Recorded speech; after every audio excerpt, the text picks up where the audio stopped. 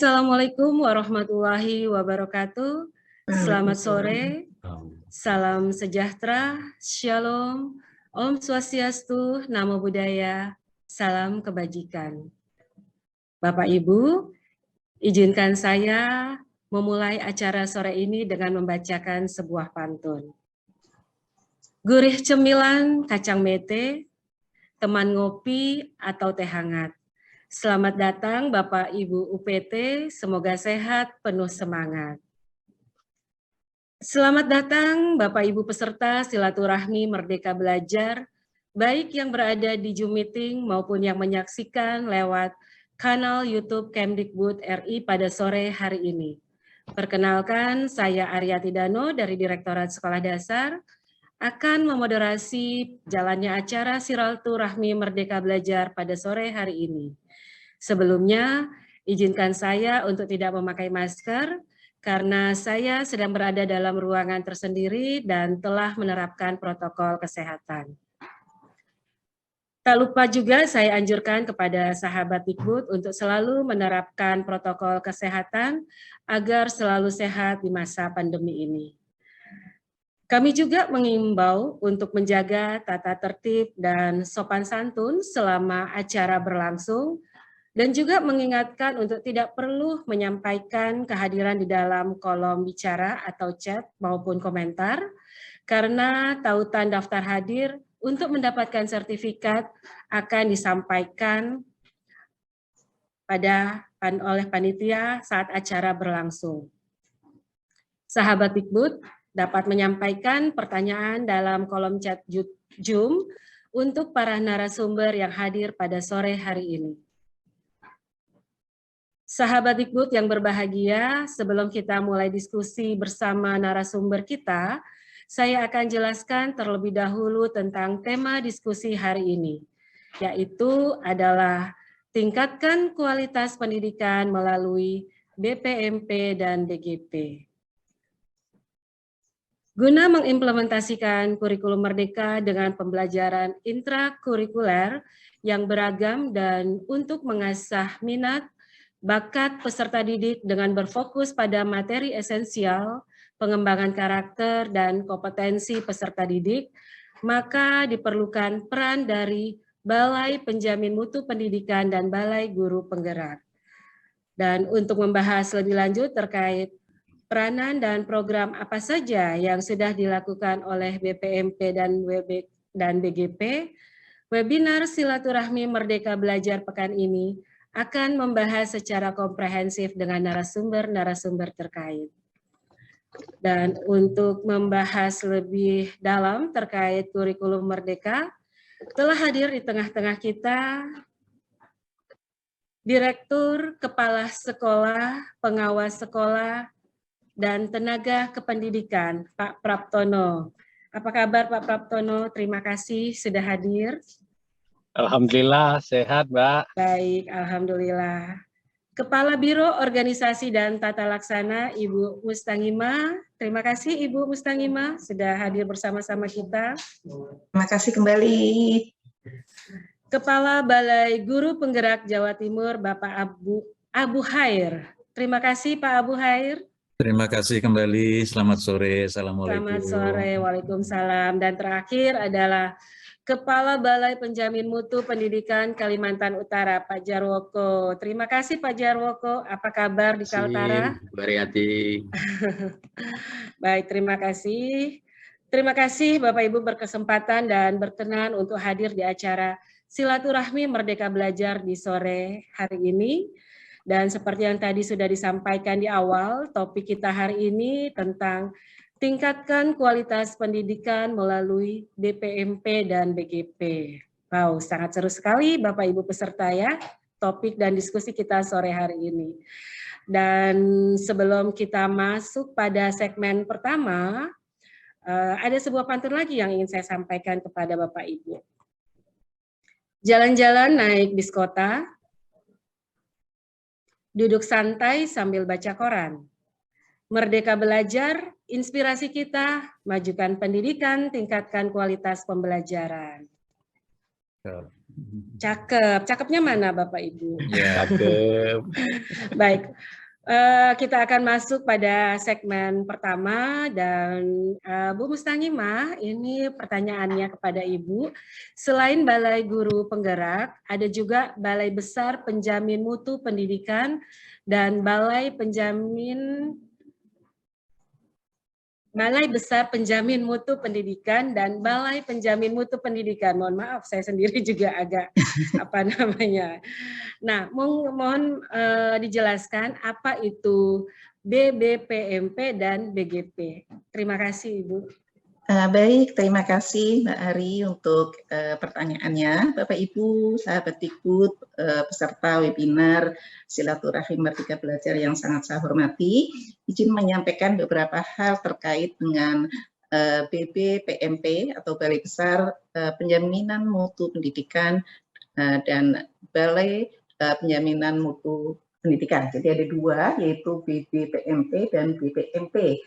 Ini yang membedakannya adalah cakupan tugas dan fungsi, di mana Balai Besar mempunyai beban tugas yang lebih tinggi, sehingga eselonnya menjadi eselon 2, sedangkan Balai Penjaminan Mutu Pendidikan eselonnya eselon 3. Baik, Bapak Ibu sekalian, transformasi UPT di bawah Ditjen PAUD Dikdas Dikmen ini merupakan bagian dari keseluruhan transformasi kelembagaan di lingkungan Kemendikbudristek dalam rangka melaksanakan program Merdeka Belajar atau kebijakan Merdeka Belajar. Jadi kalau kita lihat dari sebelumnya di bawah Ditjen PAUD Dikdas dan Dikmen ini ada 3 jenis UPT, di mana yang pertama adalah Lembaga Penjaminan Mutu Pendidikan, yaitu LPMP, kemudian juga ada PP PAUD dan Dikmas, kemudian yang ketiga adalah BP PAUD dan Dikmas. Ketiga fungsinya ini kemudian kita integrasikan menjadi satu, menjadi Balai Besar Penjaminan Mutu Pendidikan atau Balai Penjaminan Mutu Pendidikan, yang tugasnya melaksanakan penjaminan dan peningkatan mutu pendidikan anak usia dini, pendidikan dasar, pendidikan menengah, dan pendidikan masyarakat di masing-masing provinsi atau di wilayah kerjanya.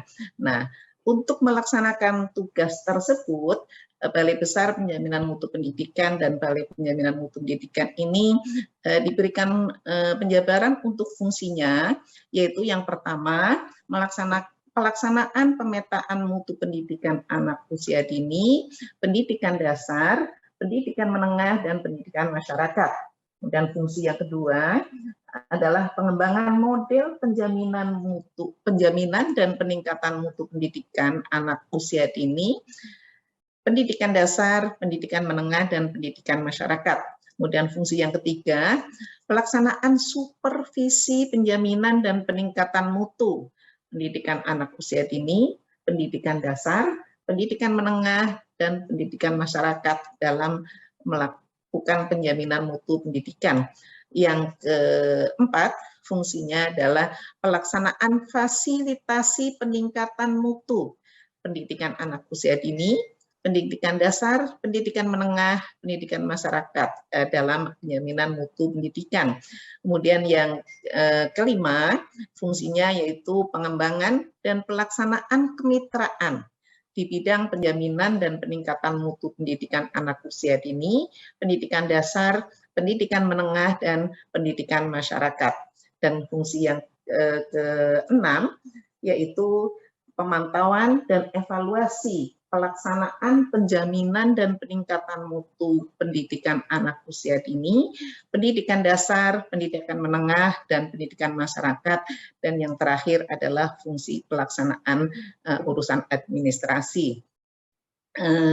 Rasional penataan UPT Ditjen PAUD Dasmen ini ada beberapa halnya, yaitu yang pertama karena kita ada perubahan kebijakan ya, di mana menindaklanjuti ditetapkannya Permendikbudristek nomor 28 tahun 2021. Ini terjadi beberapa perubahan kebijakan yang terdampak pada perlunya dilakukan penataan organisasi unit pelaksana teknis di lingkungan Kemendikbudristek.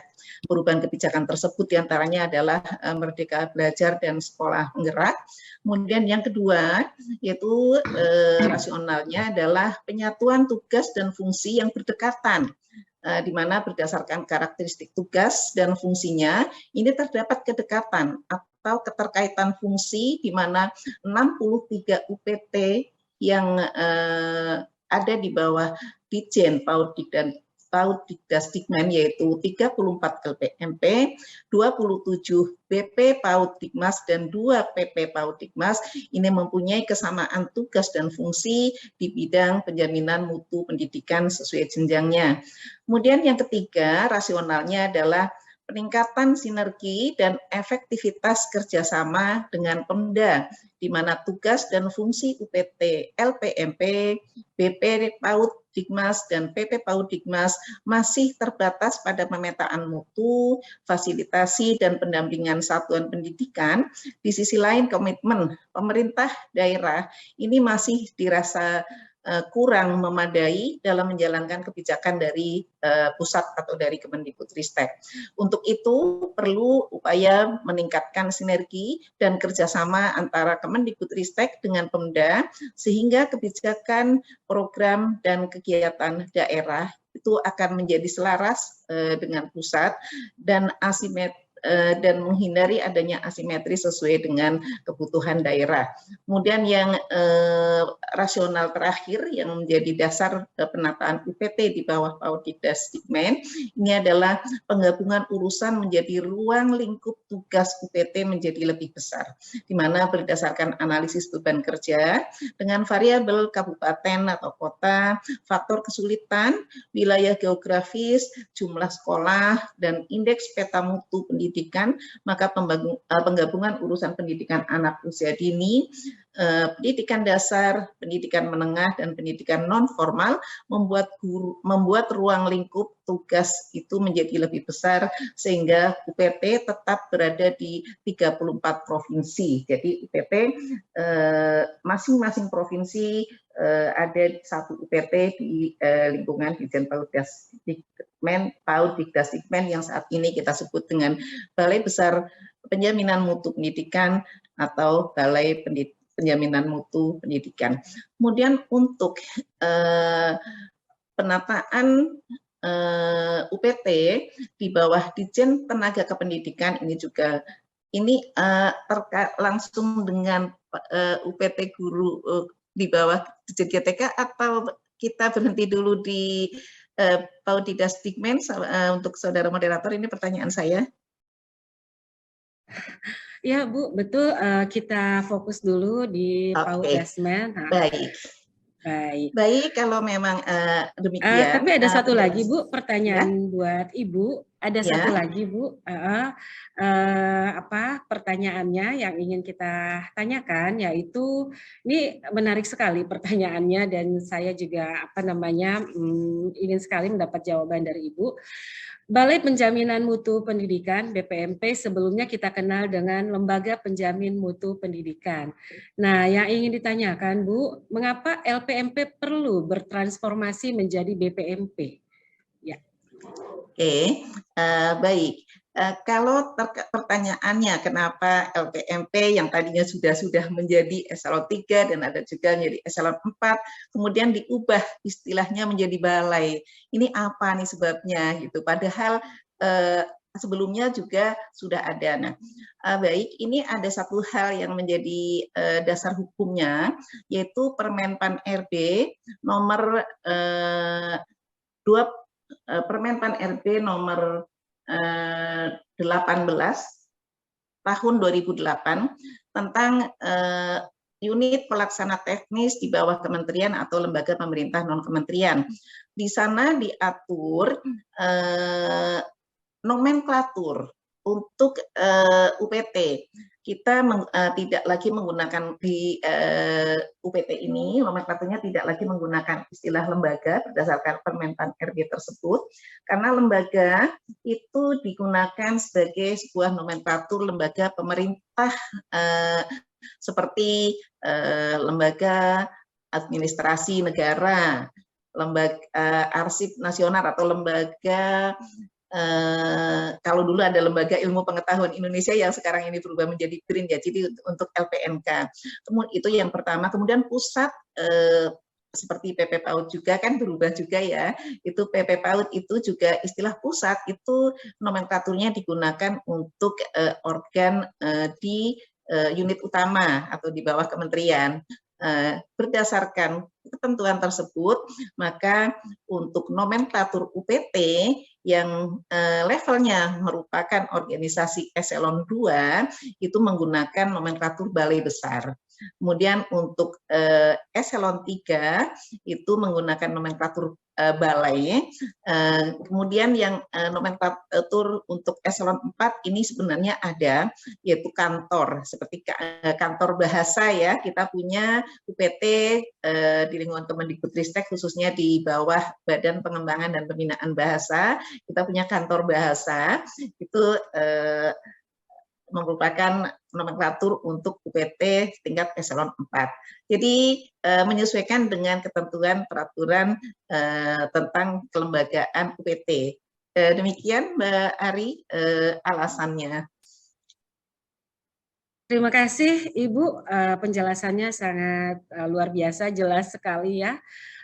Mudah-mudahan kita semua sudah mendapatkan jawaban dari apa yang menjadi penasaran dari kita semua terkait adanya perubahan-perubahan istilah ya atau organisasi. Pak Prap, tapi akan saya bacakan kembali pertanyaan buat Pak Praptono. Yang dimaksud dengan Balai Besar Guru Penggerak dan Balai Guru Penggerak itu apa pengertian dari Balai Besar Guru Penggerak dan Balai Guru Penggerak? Ya, baik, Pak. terima kasih. Jadi Bapak Ibu yang saya hormati, sahabat Kemdikbud, bahwa kita untuk melayani pendidikan bagi anak-anak kita punya aktor penting, ya aktor utama, yaitu guru, kepala sekolah, pengawas, dan tenaga kependidikan lainnya. Nah, aktor-aktor penting ini perlu diberikan sebuah wadah atau tempat untuk mereka bisa berkolaborasi, mereka bisa bekerja bersama-sama, mereka bisa meningkatkan kompetensi dan kapasitasnya. Dan untuk itulah maka Balai Guru Penggerak atau Balai Besar Guru Penggerak yang ada di setiap provinsi itu adalah unit pelaksana teknis yang kita hadirkan agar para guru dan tenaga kependidikan mereka bisa bersama-sama untuk meningkatkan profesionalismenya dalam menjalankan profesinya. Yang kedua, kita ingin terjadi kolaborasi, sinergi antar aktor pendidikan dalam komunitas belajar, dalam pelatihan-pelatihan, dalam supervisi yang mereka lakukan. Sehingga kemudian tumbuh budaya belajar, tumbuh semangat untuk terus meningkatkan kemampuan, sehingga pada akhirnya harapan kita semuanya adalah anak-anak kita, para peserta didik kita ini terlayani dengan baik. Sebagaimana tadi penjelasan dari Ibu Kepala Biro bahwa istilah balai besar atau istilah balai itu kita lekatkan dengan jenjang eselonisasi yang ada di sana. Nah, kalau setingkat eselon 2 yang ada di 6 provinsi, karena pertimbangannya adalah keluasan dan besarnya sasaran yang harus dilayani oleh balai tersebut, maka tingkatnya adalah eselon 2, yaitu sehingga kita sebut dengan balai besar. Sedangkan kalau yang lebih kecil kita sebut dengan balai. Tetapi secara fungsi, secara tugas dan tanggung jawab itu sama, itu melayani peningkatan pemetaan dan peningkatan kompetensi guru dan tenaga kependidikan dari semua jenjang, mulai dari PAUD, SD, SMP, SMA, SMK, dan SLB. Itu Mbak.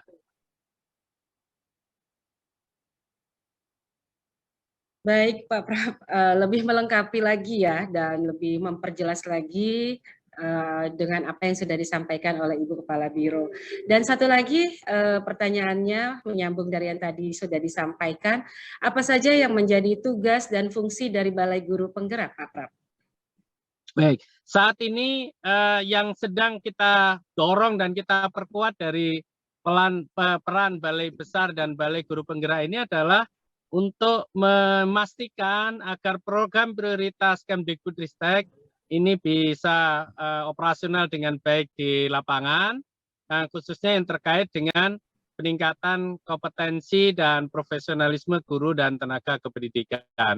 Nah, di saat ini program-program prioritas yang sedang dijalankan oleh kawan-kawan di BGP dan BBGP ini antara lain adalah program pendidikan guru penggerak, program sekolah penggerak, dan termasuk juga implementasi kurikulum mandiri. Dan ini sekali lagi menjangkau di semua jenjang sesuai dengan sasaran yang sudah kita tetapkan di masing-masing provinsi. Baik Pak Prab, terima kasih untuk jawabannya. Tentu tujuannya satu ya, mensukseskan program prioritas Kemdikbudristek ya. Dan selanjutnya untuk pertanyaan ketiga akan kita ajukan kepada narasumber kita, Bapak Abu Khair, sebagai Kepala Balai Guru Penggerak Provinsi Jawa Timur. Baik Pak Abu, sama ada dua pertanyaan juga di awal yang akan ditujukan kepada Bapak. Yang pertama, pertanyaannya adalah agar Balai Guru Penggerak dapat berjalan sesuai dengan yang diharapkan, siapa saja yang ada atau yang terlibat di dalam Balai Guru Penggerak? Iya. Itu Pak yang pertama. Terima kasih Bu Ari. Sesuai dengan tugas dan fungsi sebagaimana tadi sudah sampaikan Pak Direktur, maka SDM yang ada di Balai Besar dan Balai Guru Penggerak adalah kawan-kawan yang akan membersamai para guru, calon kepala sekolah, calon pengawas sekolah dan pengawas sekolah, serta pendidik lainnya. Maka tugas ini diemban oleh kawan-kawan Widya Iswara. Nah, saat ini memang kita sedang bertransformasi. Keberadaan Balai Besar dan Balai Guru Penggerak dengan bentukan yang beragam di 33 provinsi. Sebagai contoh untuk di Provinsi Jawa Timur, Balai Besar Guru Penggerak Provinsi Jawa Timur ini adalah penyatuan dari 3 UPT sebelumnya. Yang pertama dahulu adalah P4TK, PKN, dan IPS yang membidangi bidang PKN dan mapel-mapel dalam rumpun ilmu pengetahuan sosial. Kemudian yang kedua adalah dahulu Balai Pengembangan Paudikmas Provinsi Jawa Timur yang fokus pada pengembangan pendidikan anak usia dini dan pendidikan masyarakat. Yang di dalamnya saat ini masih ada kawan-kawan Widya Prada. Nah, ini juga sedang kita akan orientasikan terkait dengan keberadaan Balai Besar Guru Penggerak dan Balai Guru Penggerak, yaitu akan memperbanyak Widya Iswara untuk fungsi pendidikan, pengajaran, dan pelatihan. Ini yang pertama.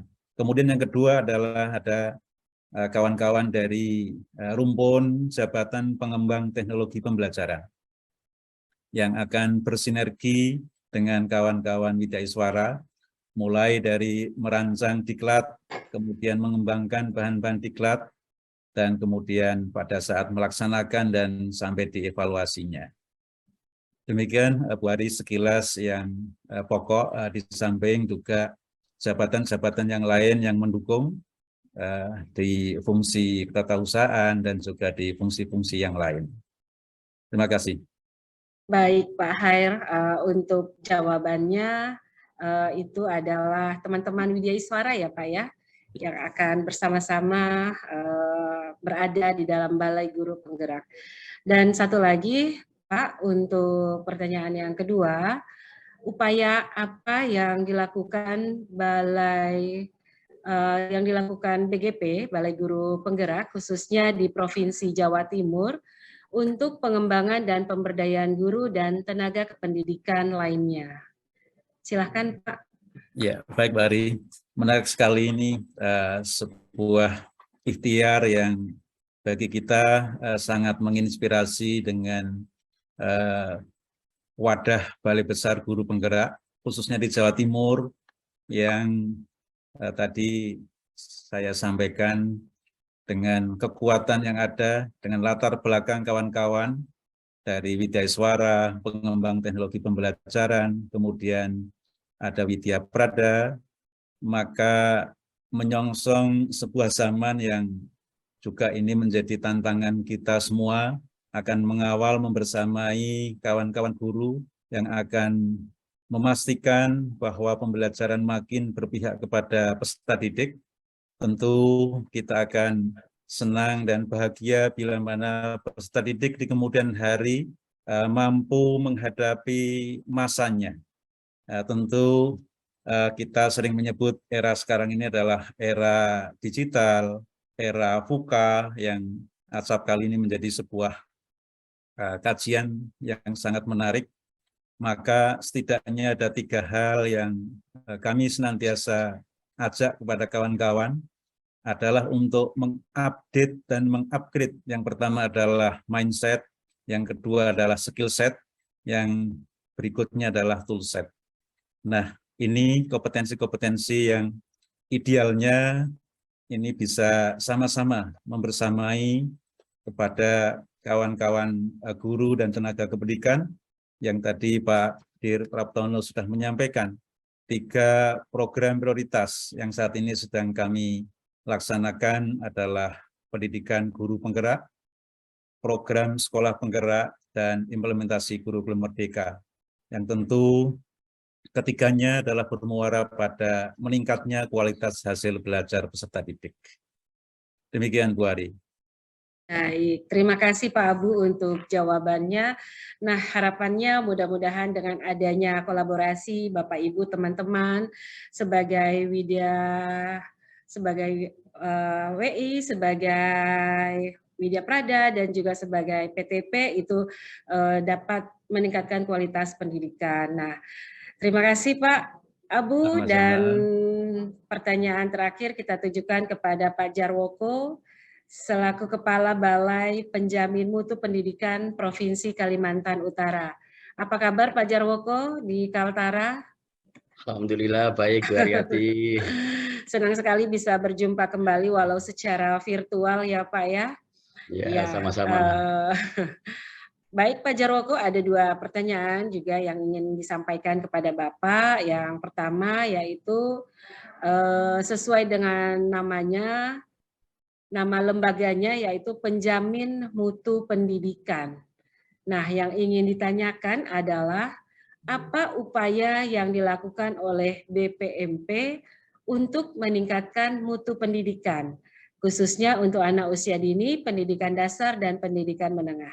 Silakan Pak Jarwoko untuk pertanyaan yang pertama. Terima kasih Bu Aryati dan sahabat Kemendikbudristek, serta webinar Silaturahmi Merdeka Belajar. Jadi sebenarnya sudah disinggung oleh Ibu Karo bahwa ada perubahan yang sangat signifikan terkait dengan peran. Meskipun kita juga melihat secara yuridis formal, sebenarnya yang berubah itu hanya depannya saja balai, tapi semangatnya memang sekarang berubah.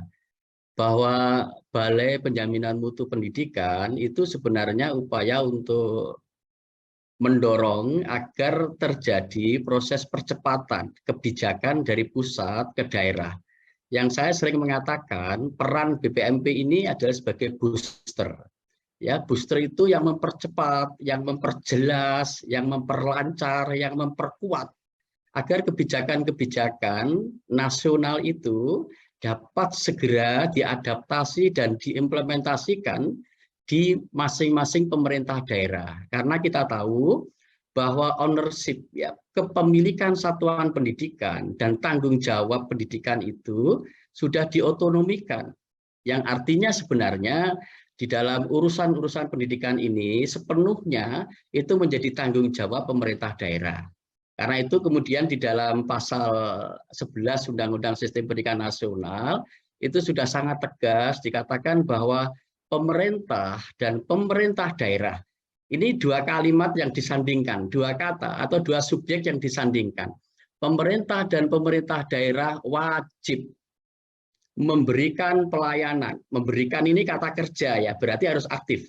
Memberikan pelayanan dan kemudahan serta menjamin terselenggaranya pendidikan yang bermutu bagi semua warga negara tanpa diskriminasi. Sebenarnya kewajiban untuk melaksanakan penjaminan mutu pendidikan itu juga menjadi tanggung jawab pemerintah daerah. Nah, apa yang harus dilakukan BPPMP ini bukan sebagai penjamin pendidikan yang mengambil alih tanggung jawab pemerintah daerah, tetapi lebih pada peran untuk empowering, memberikan satu pemberdayaan dan kemampuan, maka kemudian semangatnya adalah melakukan pendampingan konsultatif dan asimetris. Ya, maknanya apa? Bahwa tanggung jawab ini nggak boleh diambil alih karena memang tanggung jawab itu melekat dengan sendirinya, tapi peran-peran orang lain itu hanya membantu. Membantu itu adalah memudahkan, menyederhanakan, menyenangkan, melancarkan. Maka kalau peran-peran LPMP di daerah itu nanti akan menjadi beban bagi pemerintah daerah, maka konsep membantu itu menjadi rancu. Ini kita ini membantu mestinya meringankan, membantu itu memudahkan, membantu itu menyederhanakan. Maka prinsip yang paling penting, upaya yang harus kita lakukan itu adalah kita harus menjadi bagian dari pemerintah daerah dan kita sama-sama ingin memberikan dukungan bahwa kami ingin membantu, bukan membebani, bukan merepoti. Ini yang penting harus betul-betul kita hadirkan betul. Ya, karena apa? Sebenarnya begini, kalau pemerintah daerah itu dalam mengelola pendidikan itu baik, maka sebenarnya secara kumulatif hasil pendidikan secara nasional itu akan baik. Sesungguhnya kita di Kementerian Pendidikan ini kan tidak punya area sasaran program. Ya, nilai apa? Nilai partisipasi itu adalah nilai kumulatif dari masing-masing daerah. Nilai capaian misalnya asesmen nasional terkait dengan literasi juga kumpulan dari masing-masing daerah. Inilah sebenarnya yang mau kita perkuat, bagaimana nanti kehadiran LPMP, kehadiran BPMP itu pada aspek-aspek untuk membantu pemerintah daerah. Nah, nanti teman-teman kita yang dari BGP itu masuk kepada bagian-bagian yang lebih penting. Saya sering menggunakan analog itu. Kalau BPMP itu adalah pasukan artileri, lalu kemudian BGP itu pasukan infanterinya gitu ya, yang masuk ke dalam barisan-barisan ke dalam. Nah, ini penting untuk kita sinergikan ya, kita bangun, dan saya yakin dan percaya betul sesungguhnya pemerintah daerah itu juga menginginkan agar pelayanan mutu pendidikan itu baik gitu. Berarti kan ini sejalan dengan harapan kita. Tapi bagaimana cara kita mengkomunikasikan, cara kita menghadirkan bahwa jangan sampai kebijakan-kebijakan itu seolah-olah hanya kepentingan dari pemerintah pusat. Ini yang paling penting. Karena memang sebenarnya pemerintah pusat mestinya tidak punya kepentingan. Kepentingannya adalah membangun pendidikan yang berada di level-level daerah, karena memang disitulah terjadi proses-proses untuk membangun pendidikan. Nah, yang semangat kita bangunkan transformasi pendidikan itu harus terjadi di satuan-satuan pendidikan kita. Kalau kebijakan apapun yang kita lakukan, yang kebijakan itu tidak nyampe kepada proses di satuan pendidikan, maka sebenarnya ya tidak terjadi perubahan apapun. Termasuk yang mau kita kawal adalah program sekolah penggerak, lalu implementasi kurikulum, lalu kemudian juga perencanaan berbasis data, supaya betul-betul komitmen pemerintah daerah untuk membangun pendidikan ini akan bisa mempercepat. Dan kami mempercayai, dan nyatanya memang seperti itu, ketika pemerintah daerah itu paham bahwa fokus utama yang harus kita perhatikan itu pemenuhan standar pelayanan minimal, yang indikator-indikatornya juga sudah disampaikan. Kita ingin membantu, monggo mari Bapak Ibu kita penuhi indikator ini bagian dari kriteria prestasi Bapak Ibu sekalian. Jadi kita hadir di situ memang untuk membantu, untuk memberikan kemudahan, dan kepentingannya kita harus berada di pihak pemerintah daerah. Ini jangan didikotomikan ya antara pemerintah daerah dan pemerintah pusat. Ini adalah kontinum, sebuah bangunan yang terhubung gitu, bukan diskrit yang dipisahkan seolah-olah oh ini berarti kepentingan pusat. Ya pusat nggak punya kepentingan. Kepentingan pusat kalau daerahnya maju semua itulah nilai dari pusat. Saya kira itu yang menjadi perhatian kita semuanya. Baik, Pak Jaroko, luar biasa jawabannya. Tentu saja kalau mendengar apa yang disampaikan oleh Pak Jaroko, apa yang menjadi tugas dan tanggung jawab BPMP cukup berat ya sebagai penjamin mutu pendidikan. Tapi mudah-mudahan dengan adanya kerjasama yang baik dan juga pemerintah daerah. Dalam hal ini BPMP merupakan kepanjang tangan dari pemerintah pusat. Insya Allah mudah-mudahan apa yang menjadi program prioritas Kemdikbudristek ini dapat berjalan dengan baik di masing-masing UPT. Tentu saja tujuannya yaitu adalah peningkatan kualitas pendidikan. Satu lagi Pak Jarwoko, pertanyaannya dengan adanya tanggung jawab yang sangat berat itu di BPMP, siapa saja yang terlibat di dalam lembaga di dalam Balai Penjamin Mutu Pendidikan? Ya, terima kasih. Kita melihat ya dari analisis jabatan yang dilakukan untuk SDM BPMP ini, ya secara keseluruhan kan kita mengenal ada tenaga fungsional dan tenaga administrasi ya, atau struktural dan fungsional. Nah di fungsionalnya BPMP ini itu anjabnya itu adalah Widya Prada. Yang tadi sebenarnya sudah disinggung oleh saudara kita Pak Abu Khair, kan BPMP ini kan proses transformasi perubahan dari LPMP. Kita tahu semua di LPMP itu sumber dayanya adalah Widya Iswara. Ya, Widya Iswara kemudian dirubah menjadi Widya Prada. Ini memang ya tidak gampang karena kita tahu kebiasaan Widya Iswara itu kan mengajar. Ya, kemudian Widya Prada itu lebih pada advokasi dan kemudian bagaimana melakukan upaya-upaya pendampingan dan konsultatif. Nah ini nanti akan ada upaya-upaya untuk penataan ulang. Saya kira memang sudah mulai bergerak ini ya, mulai bergerak dari teman-teman yang di BGP yang Widya Prada nanti akan masuk ke BPMP ya.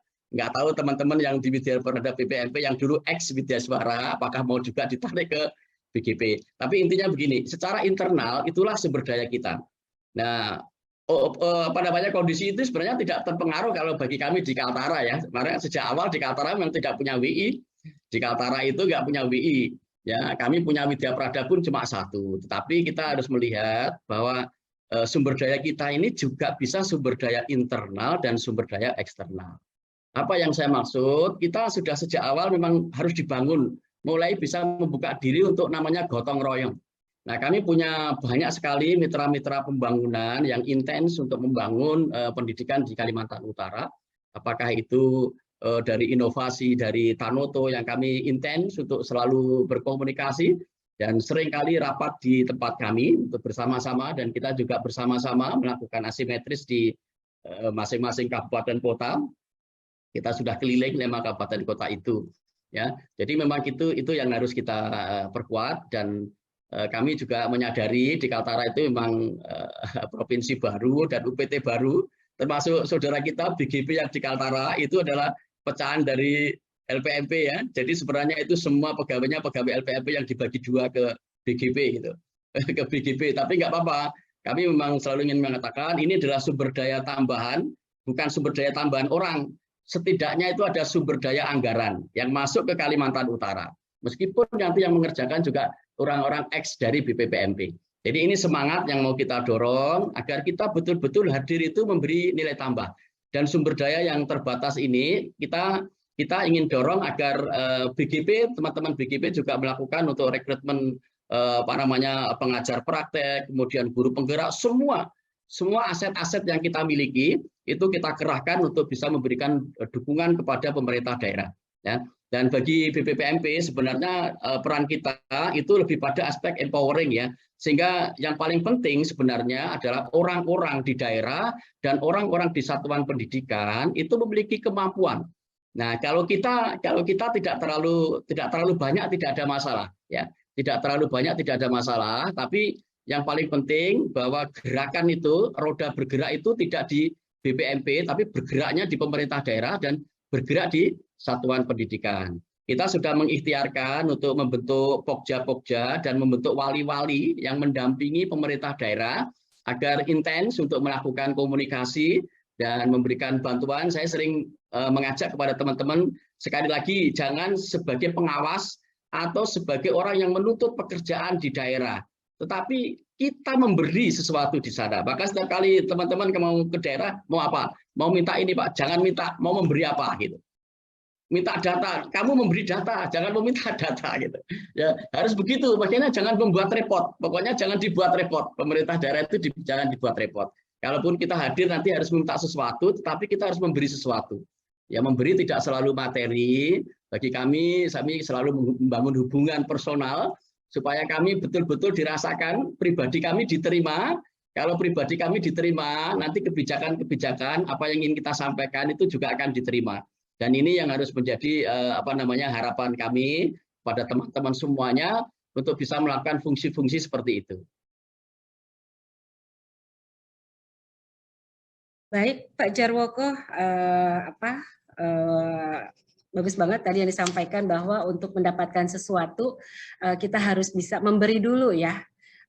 Baru apa yang menjadi tujuan kita itu bisa tercapai. Ya, itu salah satu underline dari apa yang disampaikan oleh Pak Jarwoko. Terima kasih Pak Jarwoko untuk jawaban-jawabannya.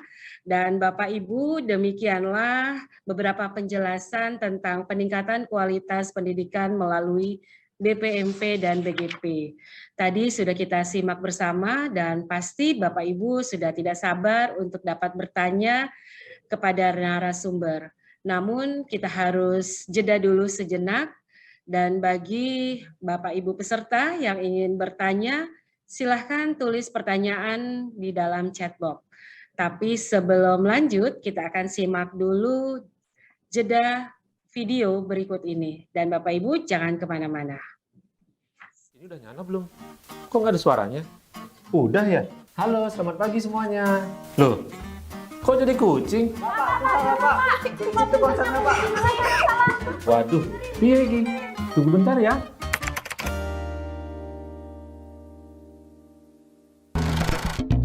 Saya Marwan Batubara, seorang guru sekolah menengah atas yang masih terus belajar untuk memperkaya wawasan tentang teknologi informasi. Dan inilah tempat saya mengajar. Seperti anak-anak zaman sekarang, siswa-siswi di sini sudah pasti menggunakan gawai mereka. Saya tuh kadang penasaran, sebenarnya apa aja sih yang mereka lakukan dengan perangkatnya? Main game. Ada juga yang berselancar ke sejumlah situs pertemanan. Lalu, media sosial. Game lagi. Nah, pas waktunya mau belajar online, mereka serempak menjawab, "Tahu Pak, kuotanya habis." Inilah tantangan yang harus saya hadapi. Padahal, saya ingin mengajak mereka terbang lebih tinggi.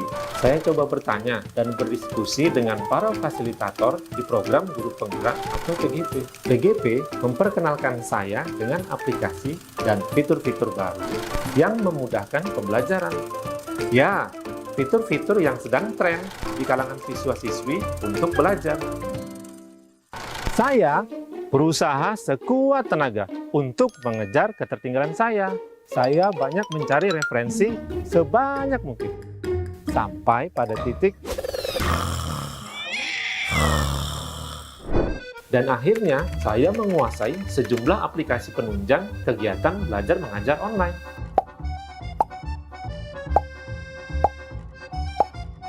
Wah, makan bosan belajar Ejo. Semua anak tentunya punya keistimewaan masing-masing, termasuk cara berpikir dan gaya belajar yang mereka jalani sangat beda. Perbedaan ini semakin saya rasakan saat kami harus sekolah online. Ya, semua harus kami lakukan dengan perangkat teknologi seperti ini. Saya juga ingat, di PGP, saya diajarkan tentang pendekatan yang setara kepada siswa-siswi. Nah, sekarang belajar jadi lebih asik. Anak-anak lebih kaya ilmu saat belajar dengan perangkat mereka.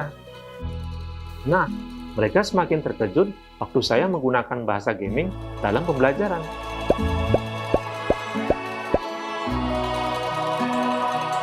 Tawar yang seperti ini sekarang selalu mewarnai belajar online kami. Lebih seru, kaya ilmu dan banyak pilihan. Inilah Merdeka Belajar yang sesungguhnya. Salam guru penggerak! Salam guru penggerak.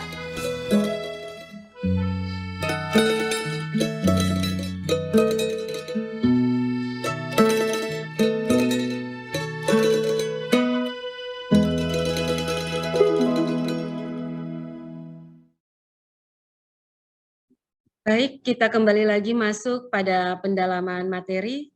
Tingkatkan kualitas pendidikan melalui BPMP dan BGP.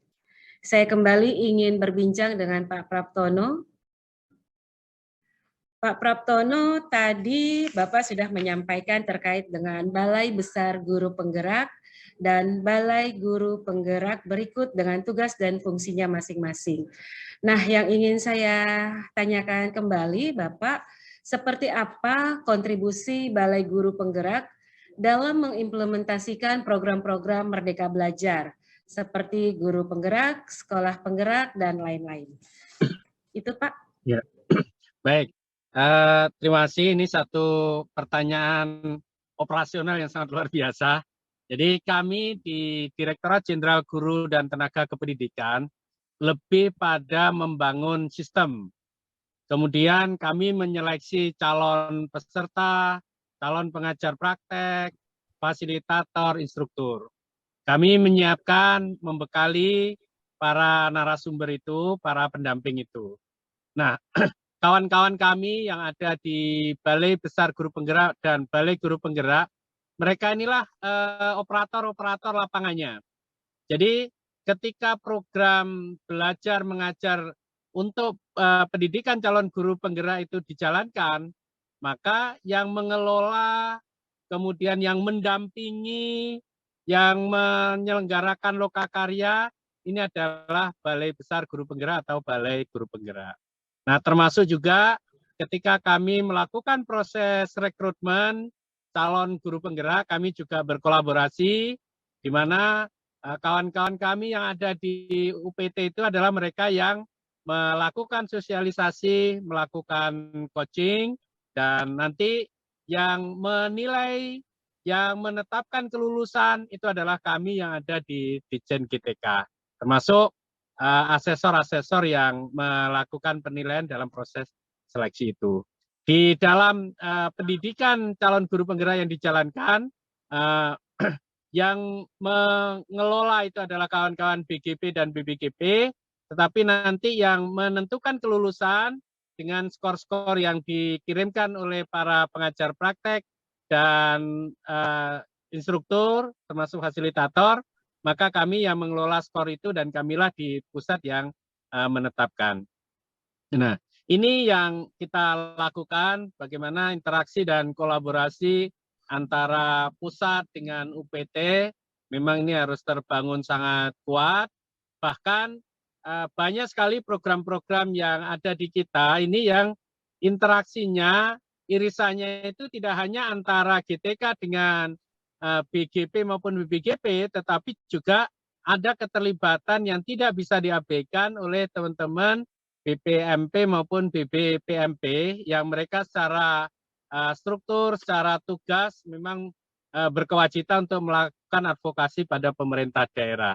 Satu contoh saja bahwa ketika kami melakukan pendidikan calon guru penggerak, kemudian teman-teman di BGP sudah menyelesaikan tugasnya untuk menyelenggarakan pelatihan selama 6 bulan, lalu lulus, maka satu hal yang menjadi penting dari pendidikan calon guru penggerak adalah seseorang guru yang sudah dinyatakan lulus dari program guru penggerak, maka dengan Permendikbudristek nomor 40 tahun 2021 yang bersangkutan adalah calon-calon pemimpin sekolah yang didorong agar para gubernur, bupati, dan wali kota untuk mengangkatnya menjadi kepala sekolah. Sehingga proses perubahan ke arah yang lebih baik itu bisa dilakukan. Pertanyaannya adalah bagaimana kita mendorong agar para pimpinan daerah yang memang menjadi pejabat pembina kepegawaian mau mengangkat para guru penggerak, maka ini satu kolaborasi yang bisa dilakukan oleh teman-teman di BPMP maupun di BPPMP. Jadi ini satu sinergi yang sangat luar biasa. Kalau Mas Menteri sering ngomong gotong royong, itu bukan sebuah statement yang mengalir begitu saja, tetapi memang ini benar-benar kita jalankan antar unit utama dengan UPT, bahkan juga dengan pemerintah daerah. Itu, Mbak. Terima kasih. Baik, Pak Praptono, terima kasih untuk jawabannya. Satu lagi, Pak, berikutnya adalah bagaimana kolaborasi antara BGP dengan Dinas Pendidikan Provinsi terkait? Ya, jadi urusan pendidikan yang dilakukan oleh kawan-kawan Dinas Pendidikan di provinsi, di kabupaten dan kota, maka sebagai perwakilan Kemdikbudristek yang di pusat itu adalah dengan kawan-kawan kami, dengan mitra kami yang ada di UPT-UPT itu, gitu. Makanya seluruh kebijakan yang ada di pusat itu tertransformasi secara utuh kepada kawan-kawan kami yang ada di UPT-UPT tersebut. Ya, semuanya. Ketika kita bicara asesmen nasional, ketika kita bicara tentang rapor pendidikan, perencanaan berbasis data, maka agen-agen kita yang ada di UPT itu adalah orang-orang yang siap untuk menjadi mitranya dari Dinas Pendidikan. Sehingga kawan-kawan kepala Dinas Pendidikan itu nggak perlu harus semuanya ke pusat, enggak, berurusan dengan kawan-kawan BPMP, BGP itu sudah sama bahasanya bahwa mereka adalah kepanjangan tangan kami yang kita dedikasikan untuk di setiap wilayah. Sehingga komunikasi menjadi lebih dekat, interaksi menjadi lebih lancar, dan kalau itu sudah terjadi maka chemistry ke arah yang lebih baik itu akan tumbuh. Gitu, Mbak. Baik, terima kasih Pak Praptono. Intinya lebih memudahkan ya, menyederhanakan hal-hal yang memang mungkin sebelumnya agak sulit, tapi dengan adanya kepanjang tanganan pemerintah pusat melalui UPT, semua akan bisa lebih mudah dan lebih efisien. Baik Pak Praptono, terima kasih untuk penjelasannya. Alhamdulillah. Dan kita lanjut kepada Ibu Mustangima, ya, Kepala Biro Ortala Kemendikbudristek. Ibu, masih ada 2 pertanyaan yang ingin disampaikan. Yang pertama, apakah ada perbedaan tugas dan fungsi saat menjadi LPMP dan setelah bertransformasi menjadi BPMP? Kalau ada, mohon ada penjelasannya, Bu.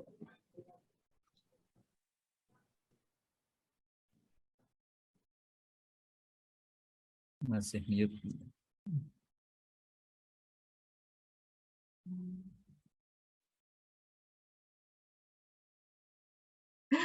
Mohon maaf. Baik, terima kasih Mbak Aryati untuk pertanyaannya. Menarik sekali. Tadi di awal sudah ada pertanyaan ya. Tadinya namanya lembaga, kemudian diubah menjadi balai. Saya ingin sebelum masuk ke jawaban tentang perbedaan tugas fungsi dari LPM ke BPMP, saya ingin menyampaikan koreksi. Tadi saya sampaikan bahwa dasar untuk perubahan istilah dari lembaga menjadi balai itu adalah Permenpan nomor 28. Yang benar adalah nomor 18. Jadi saya koreksi tadi informasinya bahwa dasar perubahan itu adalah Permenpan RT nomor 18 tahun 2008 tentang pedoman organisasi unit pelaksana teknis yang ada di bawah kementerian atau di bawah lembaga pemerintah non kementerian.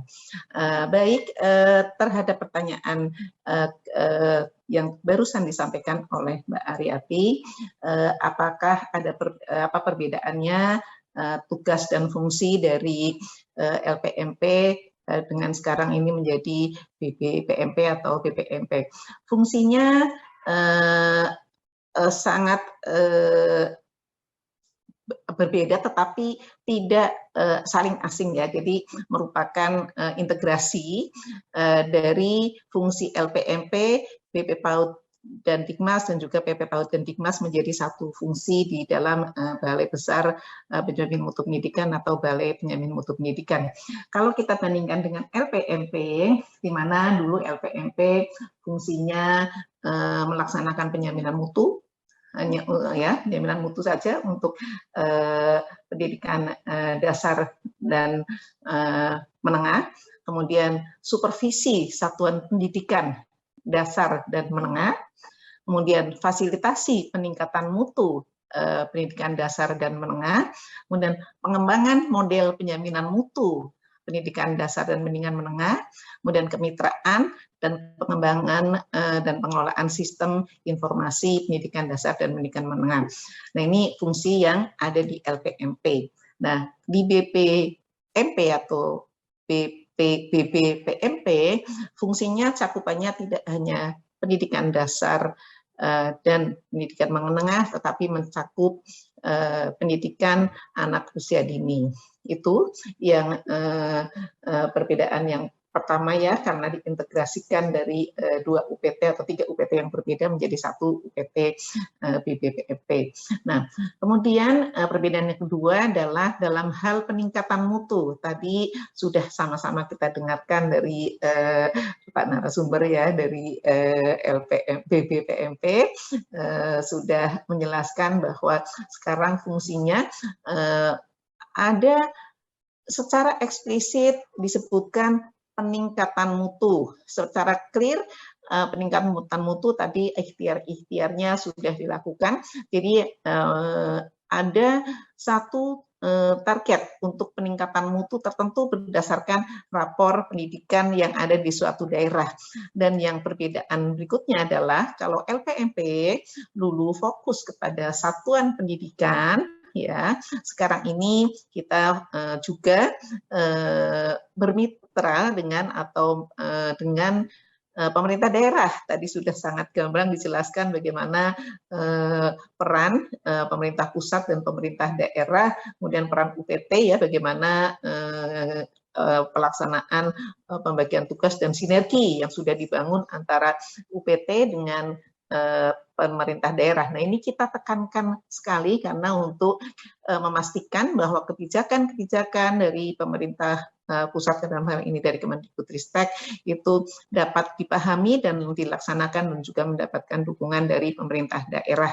Nah, ini perbedaan yang utama 3 hal itu sebenarnya. Tapi kalau di dalam rincian tugasnya kita bisa pilih satu persatu ya, bahwa ada beberapa tugas yang lebih clear sebenarnya antara dalam pelaksanaan tugas BBPMP dan BPMP ini.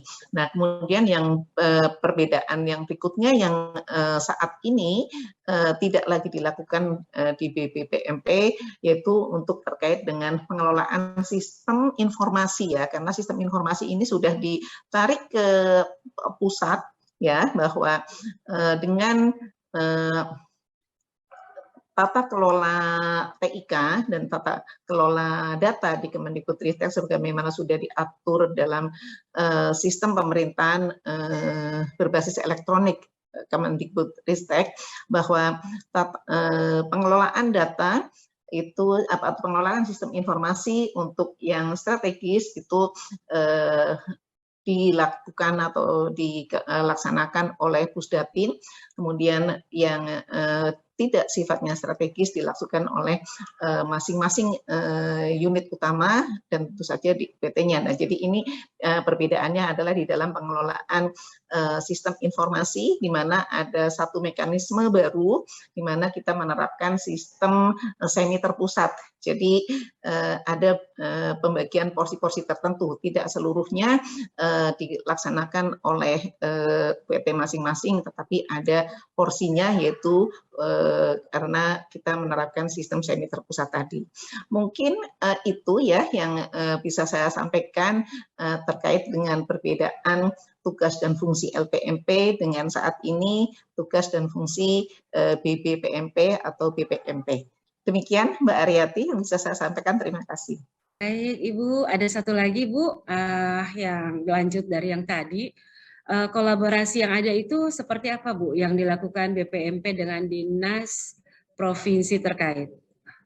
Baik, kolaborasi yang diharapkan dalam pelaksanaan tugas fungsi tentu saja tadi ya, bahwa kemitraan dalam makna yang luas atau kerjasama dalam pelaksanaan yang bidang-bidang tertentu ini kan terjadi atau dilaksanakan dengan dalam berbagai urusan ya. Nah ini untuk urusan pendidikan karena memang urusan pendidikan telah atau sudah dilimpahkan kewenangan pengelolaannya kepada pemerintah daerah. Tentu saja tadi Pak Praptono sudah menyampaikan ya, dan juga Pak Jarwo dan juga Pak Abu Khair ya juga terkait dengan BPGP bahwa kewenangan-kewenangan itu ada bagiannya masing-masing. Nah, bagaimana kewenangan yang dari menjadi tujuan pendidikan ini dengan pembagian kewenangan itu menjadi lebih terlaksana secara utuh dengan peran masing-masing. Nah, ini tergambar di dalam peta proses bisnis sebenarnya, Mbak Aryati dan Bapak Ibu sekalian, di mana kita telah bersama-sama dengan seluruh komponen di lingkungan Kemendikbudristek ini menyusun peta proses bisnis. Jadi aliran-aliran tanggung jawab pekerjaan dan juga keterkaitan fungsi antara unit utama, kemudian UPT, dan juga pemerintah daerah itu tergambar secara clear. Dan ini sudah menjadi satu Kemendikbud ya, Kemendikbudristek nomor 55 tahun 2021 yang tahun 2022.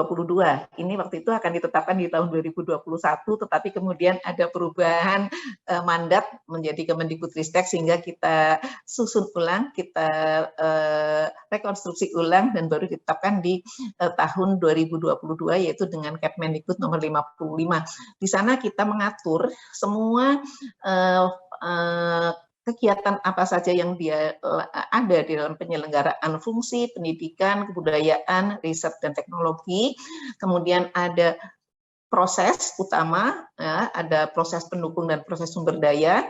Nah, proses utama itu juga kemudian proses ini kemudian juga diturunkan dalam subproses, kemudian digambarkan juga dalam peta relasi dan juga peta keterkaitan antar fungsi, Mbak Ari. Jadi sebenarnya dalam setiap tugas dan fungsi kementerian itu terdapat hubungan atau relasi dan keterkaitan lintas fungsi antara pemerintah pusat, pemerintah daerah, pemerintah pusat, kemudian dalam hal ini adalah kementerian, unit utama, kemudian UPT dan pemerintah daerah. Nah, kalau detailnya satu persatu, mungkin kita perlu sama-sama nanti ngecek di dalam peta proses bisnis Kemendikbudristek, karena untuk setiap urusan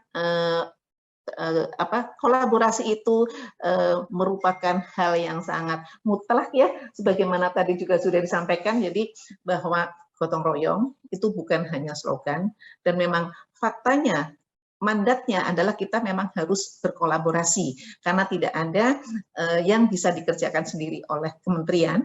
Demikian juga UPT sebagai perpanjangan tangan kementerian yang bersama-sama dengan pemerintah daerah melaksanakan kebijakan pusat atau kebijakan kementerian di daerah. Ini kolaborasinya ini dalam berbagai aspek, dalam setiap fungsi yang ada di masing-masing unit kerja. Mungkin secara umum saja demikian ya, Mbak Aryani ya, Mbak Aryati bisa saya sampaikan, karena kalau nanti saya sebutkan 1, 2, 3, ada yang tidak saya sebutkan, wah ini kok nggak termasuk gitu.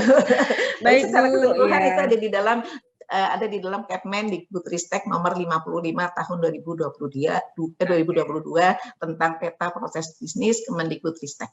Mungkin itu Mbak Aryati, terima kasih. Terima kasih Ibu. Ada satu yang ingin saya pastikan tadi Bu, tadi terakhir saya mungkin kurang jelas mendengarnya terkait dengan perubahan UPT dari LPMP menjadi BPMP, tadi disebutkan mengikuti aturan Permenpan RB nomor 18 tahun 2008 ya. Oh, sudah termasuk cukup lama juga. Iya. Baik. Lama, Oke, betul, terima kasih. Iya, saya baik. Terima kasih Ibu Maima penyampaian jawabannya. Dan selanjutnya kita beranjak kepada narasumber berikutnya, kepada Bapak Abu Hair. Bapak Abu Hair sebagai Kepala Balai Besar Guru Penggerak. Langsung saja ya Pak ya, saya ajukan pertanyaannya. Apa saja program-program yang dilakukan Balai Guru Penggerak untuk mendukung para guru dalam meningkatkan kompetensi? Iya, terima kasih. Tadi juga sudah disampaikan oleh Pak Praptono bahwa Balai Besar dan Balai Guru Penggerak yang ada di 33 provinsi saat ini mengemban amanah untuk melaksanakan 3 program prioritas nasional. Yang pertama adalah episode kelima Merdeka Belajar, yaitu pendidikan guru penggerak. Yang kedua, episode ke-7 program sekolah penggerak. Dan episode ke-15 yaitu kurikulum merdeka dan platform Merdeka Mengajar. Itulah 3 program besar yang sedang kami laksanakan saat ini. Sebagai salah satu contoh, kami membersamai di Jawa Timur. Boleh izin share screen.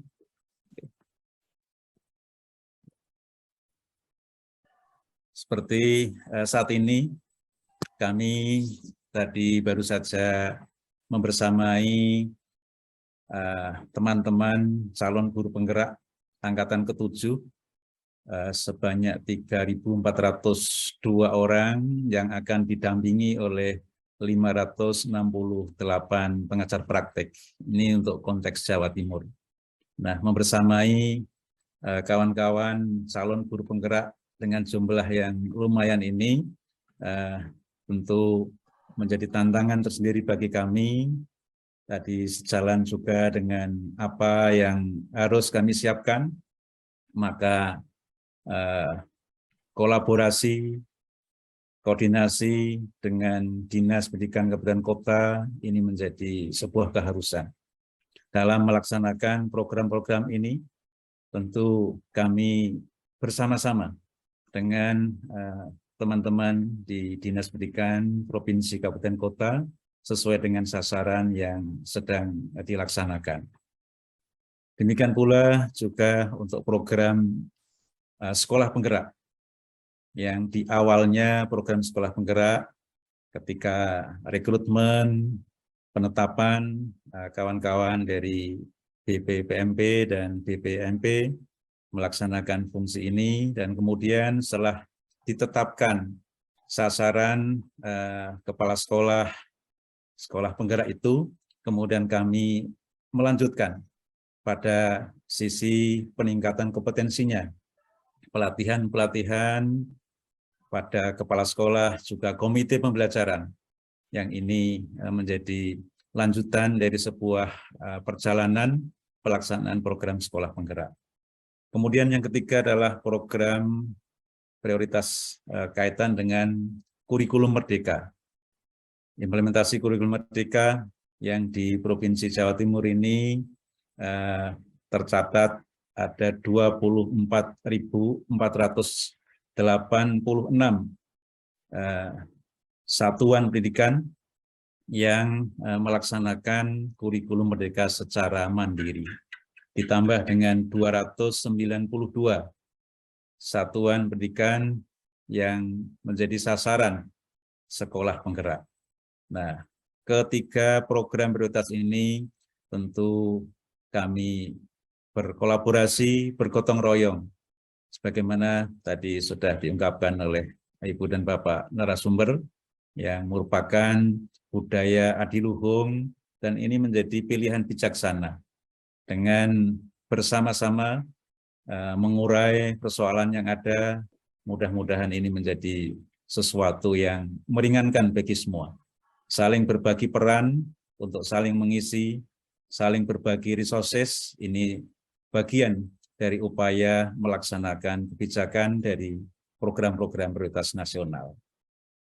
Demikian Bu Ari, beberapa hal yang tadi merupakan tanggapan dari saya. Terima kasih. Terima kasih Pak Abu Khair atas penjelasannya. Satu lagi Bapak, apakah BGP membuat program khusus untuk menyosialisasikan terobosan-terobosan ini yang sudah dilakukan kepada guru-guru? Iya, terima kasih. Kami menyebutnya barangkali sebagai giat ataupun bukan program, lebih kepada upaya ikhtiar kolektif yang kami jalin dengan para mitra, dengan sejumlah terobosan, misalnya kami bersilaturahmi, kami melakukan kunjungan kerja ke Dinas Pendidikan Kabupaten Kota, dan kemudian kami memohon dukungan dari pimpinan daerah, dan alhamdulillah ini telah terlaksana. Beberapa dukungan menguatkan berkaitan dengan pelaksanaan program-program prioritas tersebut. Kemudian kami juga melakukan satu upaya-upaya untuk melakukan siasat agar beberapa program prioritas ini bisa terlaksana dengan cepat. Kami menjalin kerjasama dengan di Jawa Timur ada kapten dan ko-kapten, ya.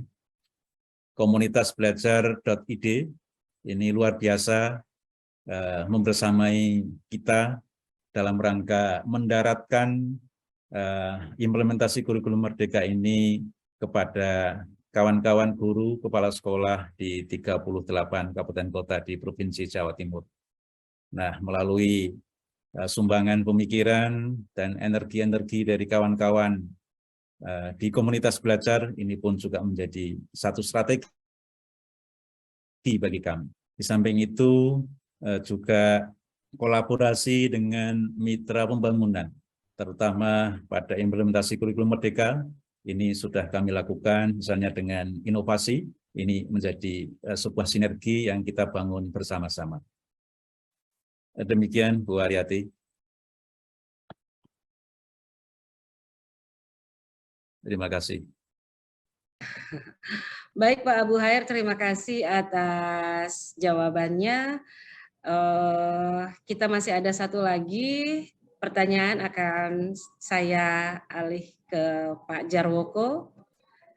Pak Jarwoko, ada dua pertanyaan lagi yang diajukan ke Bapak, yaitu yang pertama adalah program dan kegiatan apa saja yang dilakukan BPMP untuk menyetarakan mutu pendidikan di setiap daerah. Silakan Pak. Terima kasih Bu Aryati. Jadi semangatnya kan kita ingin membangun sebuah pemberdayaan, ya, bukan mengambil alih. Dan itu yang kita lakukan supaya pemerintah daerah itu mulai mengenali apa masalah-masalah yang dihadapi, lalu aset-aset apa yang dia punyai, dan bagaimana menggunakan aset-aset itu untuk memecahkan masalah.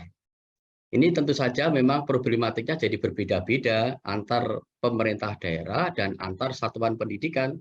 Nah, kita tidak akan melakukan intervensi untuk melakukan tindakan-tindakan, tetapi yang paling penting bagaimana mereka menyadari terhadap kondisi existing, problematik yang dihadapi, jangan sampai nanti kita menganggap itu masalah, tapi bagi pemerintah daerah itu bukan masalah.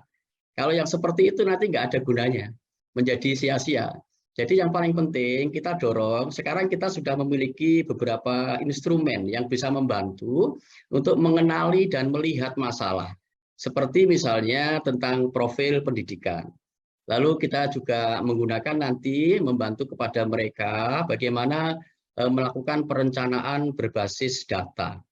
Jadi yang mau kita pastikan itu agar pemerintah daerah, ya terutama pemerintah daerah, ini fokus bahwa apa yang dia lakukan, apa yang dia ikhtiarkan, itu melihat pada parameter terkait dengan pemenuhan standar pelayanan minimal yang kemudian kita juga sudah mulai menyampaikan kepada mereka, karena inilah yang menjadi indikator penilaian dari kementerian, bukan Kementerian Pendidikan, tapi Kementerian Dalam Negeri. Karena itu ini sangat bagus sekali peran yang dilakukan oleh Kementerian Pendidikan, bagaimana upaya-upaya kita membangun pendidikan itu harus melalui Kementerian Dalam Negeri. Dan ini misalnya era Kortek misalnya ya, era Kortek itu bagaimana 9 indikator untuk kabupaten itu harus masuk di dalam perencanaan ya, perencanaan daerah. Dan itu kita akan membantu kepada mereka gitu. Jadi betul-betul kita membantu, jangan sampai kita nanti mengawasi ini kok enggak ini. Nanti itu akan menjadi gerah, enggak nyaman. Seolah-olah bahwa kementerian ini mau ikut campur urusan pendidikan. Bagi kami agak bersabar tidak apa-apa. Toh kalau misalnya dia belum mampu melakukan sekarang enggak apa-apa. Semuanya membutuhkan proses. Setiap proses butuh waktu. Ya, setiap waktu membutuhkan kesabaran dan ketekunan. Gitu. Ini yang harus kita pegang betul gitu. Jadi bagaimana upaya kita mengenalkan pertama era Kortek ini adalah bagian yang pertama, sehingga sejak awal pemerintah daerah mulai berpikir nanti disitulah akan muncul sebuah penyetaraan dan pemerataan. Prinsip yang dibangun kita harus memberikan pemihakan, memihak kepada yang lemah. Dan pemerintah daerah pun mulai juga berpikir sekolah-sekolah yang lemah itulah yang harus dibantu. Dan nanti juga guru-guru juga mulai berpikir murid-murid yang lemahlah yang harus dibantu. Sehingga kalau proses itulah yang kita sebut namanya keadilan sosial. Nah, keadilan sosial itu harus mendorong mereka yang lemah supaya terjadi sebuah penyetaraan. Nah, tapi bukan kita yang melakukan proses intervensi itu, tapi kita dorong agar pemerintah daerah melakukan upaya-upaya itu sehingga kita bisa menemukan misalnya angka partisipasi yang rendah mana. Dan kita juga mendorong kepada pemerintah daerah bagaimana agar mengoptimalkan peran satuan pendidikan dengan zonasi itu, sehingga sekolah itu memiliki tanggung jawab dalam zonanya. Pastikan tidak ada anak usia sekolah yang tidak sekolah dalam zonanya. Dan dalam hal itu nanti juga mulai bisa menyadarkan kepada pemerintah daerah mana area-area yang mengalami kelangkaan, artinya fasilitas yang disediakan oleh pemerintah itu belum sebanding dengan pemenuhan kebutuhan masyarakat untuk mendapatkan pendidikan. Misalnya satu area zona, di situ jumlah peserta didik, calon peserta didiknya itu ada 400, tapi daya tampung yang disediakan 200. Ini yang saya sebut sebagai area kelangkaan. Tapi di satu sisi juga nanti akan menemukan area kelimpahan. Maka kemudian redistribusi dan upaya-upaya untuk mendorong bagaimana mendekatkan bahwa satuan pendidikan ini dengan masyarakat itu adalah bagian dari upaya mensinergikan yang dekat. Sekolah punya tanggung jawab terhadap zonasinya dan masyarakat juga punya tanggung jawab. Dan nanti kita akan bisa mulai melakukan pembaruan bahwa dari sekolah untuk masyarakat. Perubahan-perubahan itu harus kita mulai dari masyarakat, dari sekolah, tetapi berimbas kepada masyarakat. Nah ini kalau kita nanti fokus pada perencanaan berbasis data itu, kemudian sekolah-sekolah juga akan melakukan hal yang sama, angka partisipasinya merupakan sumbangan dari sekolah, dan sekolah juga memastikan tidak ada anak usia sekolah yang tidak sekolah, dan yang paling penting kita juga mendorong sekolah betul-betul memperhatikan anak yang sudah sulit-sulit kita cari untuk masuk sekolah, ini harus dipertahankan di sekolah. Jangan sampai sekolah itu memberikan pelayanan, kadang-kadang gurunya masa bodoh, anak yang nggak masuk diabaikan, lama-lama ketinggalan, lalu anak ini menjadi keluar. Dan kalau keluar, dia akan menjadi ATS lagi, anak tidak sekolah, anak usia sekolah yang tidak sekolah, dan ini akan mengganggu angka partisipasi. Dan ini yang terus kita dorong ya, termasuk upaya untuk bisa mengenali capaian dari literasi dan capaian numerasi ya. Lalu kemudian juga iklim belajar itu juga bisa dikenali oleh mereka melalui rapor mutu pendidikan ya. Itu platform rapor pendidikan itu sudah kita kenalkan kepada mereka dan kita juga membantu untuk melakukan pendampingan. Dan yang paling bagus ternyata proses ini direspon sangat bagus ya. Jadi mereka lah yang meminta kepada kita. Dan ini yang kita harapkan. Dan selalu kami sampaikan, Bapak Ibu silakan, kami akan membantu dan tidak perlu membebani Bapak Ibu. Jadi memang kami punya slot untuk bisa memfasilitasi pemerintah daerah tanpa harus meminta honor, meminta transport, meminta semuanya kita akan tanggung bagi kantor untuk bisa membantu mereka. Yang penting gini, yang penting bahwa pemerintah daerah harus menginisiatif atau untuk mengumpulkan orang-orang. Jadi orang-orang itu didanai oleh pemerintah daerah, konsumsinya macam-macam, tapi narasumber kami semua yang nanggung dan tidak ada beban bagi pemerintah daerah. Ini sebenarnya menguntungkan bagi kita. Kalau kita hitung-hitung, biayanya lebih besar mengumpulkan orang daripada kita datang. Gitu. Nah ini yang apa namanya yang kita upayakan supaya nanti terjadi penyetaraan dan kemudian kita harapkan masing-masing itu bisa mengenali masalahnya. Masalahnya bisa berbeda-beda antara pemerintah daerah satu dengan daerah yang lain, tapi kalau sudah mulai mengenali masalahnya, kemudian mencoba mencari alternatif pemecahan masalahnya, dan jangan tergesa-gesa. Ini yang paling penting, jangan tergesa-gesa, jangan buru-buru, jangan pakai target-targetan. Ya, kalau semuanya nanti begitu akan dibuat instan seperti ini juga mengkhawatirkan. Ya kurikulum Merdeka ini ketika direspon pertama lalu semua orang hanya berpikir sekolah harus memenuhi kosnya, kurikulum operasional sekolah harus memenuhi ATP dan macam-macam. Padahal itu hanya atribut-atribut yang paling penting justru terjadi perubahan secara esensial, secara pemikiran bahwa ada perubahan lebih penting memihak kepada kepentingan peserta didik, membangun tradisi sekolah yang aman, nyaman dan menyenangkan. Ya, kemudian terjadi proses perbaikan bertahap dan berkelanjutan. Ada hasil belajar yang kemudian selalu meningkat. Maka peningkatan yang paling penting. Peningkatan itu belum tentu ideal, tapi meningkat dari kemarin 0 jadi 1. Dari 1 menjadi 2. Jauh lebih baik daripada dipaksa harus mencapai nilai ketuntasan minimal atau standar minimal. Ini semuanya butuh waktu dan saya kira nanti dengan kesadaran mereka mulai memahami, mosok dari tahun kemarin dan tahun ini, dari tahun ini ke tahun esok kok tidak ada perubahan. Pasti mereka akan merasa nggak nyaman sendiri, kok sepertinya tidak melakukan apa-apa. Jadi ini yang mau kita bantu bersama-sama agar mereka mulai punya kepuasan batin, punya kebahagiaan bahwa saya ikut berkontribusi, bahwa saya ikut menyumbang, bahwa saya ikut memberikan sesuatu. Bahwa ini belum ideal tidak apa-apa. Ini proses yang harus dijalani bersama-sama. Itu saya kira Bu Aryati. Baik, Pak Jarwoko, terima kasih sekali untuk jawabannya, luar biasa, sangat lengkap. Demikianlah Bapak Ibu segmen kedua sudah kita dengarkan bersama jawaban dari keempat narasumber kita.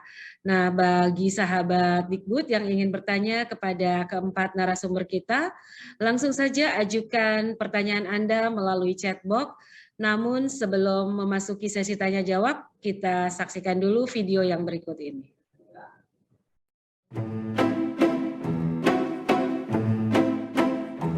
Bagaimana tanaman bisa tumbuh dari batang? Kenapa ada anggrek di atas tanaman lain? Bagaimana sampah terurai? Banyak sekali misteri yang ingin saya pecahkan di sini. Tentunya dengan murid-murid terkasih. Saya Rinawati, guru SMP Negeri 1 Keranggan, Kabupaten Temanggung, Jawa Tengah. Saya memiliki keinginan besar sebuah perubahan. Sebelum pandemi, saya selalu mengadakan program outbound. Kita ke pusat pengolahan sampah dan lain sebagainya. Namun, semenjak pandemi, terpaksa kegiatan itu kita hentikan sementara. Bersyukurlah saya tergabung dalam PGP. Yang saya pelajari dari PGP adalah bahwa setiap anak memiliki metode belajarnya masing-masing. Ada yang belajar dengan mendengarkan, Fotosintesis. belajar dengan visual, belajar dengan mengajari temannya, Fasis. Apa? Korforsis. yang betul metamorfosis, dan belajar dengan praktik. Guru, hari ini aku mempelajari tentang ayam. Katanya ayam betina itu Ayamku. Loh, ayamku. Di PGP, saya tidak hanya mempelajari penggunaan teknologi, tetapi bagaimana menggunakannya lebih baik. Setelah saya belajar diferensiasi, saya memberikan 3 pilihan tugas kepada murid saya. Dulu kalau saya meminta membuat video saja yang mengumpulkan sedikit. Namun ketika saya memberikan pilihan dalam bentuk video, Action. rekaman suara, Bu Guru, hari ini aku mempelajari tentang sawah. dan gambar, 95% siswa mengumpulkan. Pembelajaran menjadi 2 arah. Anak-anak jadi memiliki inisiatif untuk mempresentasikan tugasnya dengan kreatif. Kami pakai WhatsApp, Google Classroom, media dari PPT, atau YouTube. Secara tidak langsung, ini meliterasi kita dalam hal kebaruan. Saya juga mengkombinasikan dengan kunjungan ke rumah. Dan PGP membantu saya mengeksplorasi teknologi untuk mengarahkan siswa-siswa saya. Bahkan seringkali saya dikontak untuk memberikan sedikit pengalaman tentang metode pembelajaran teknologi. Bu Rina ajarin, Bu. Aku juga dong, Bu. Aku duluan dong, Bu. Ruang-ruang kelas tidak mungkin terlihat seperti ini tanpa PGP. Mari menjadi bagian dari penggerak pendidikan lebih maju. Salam guru penggerak.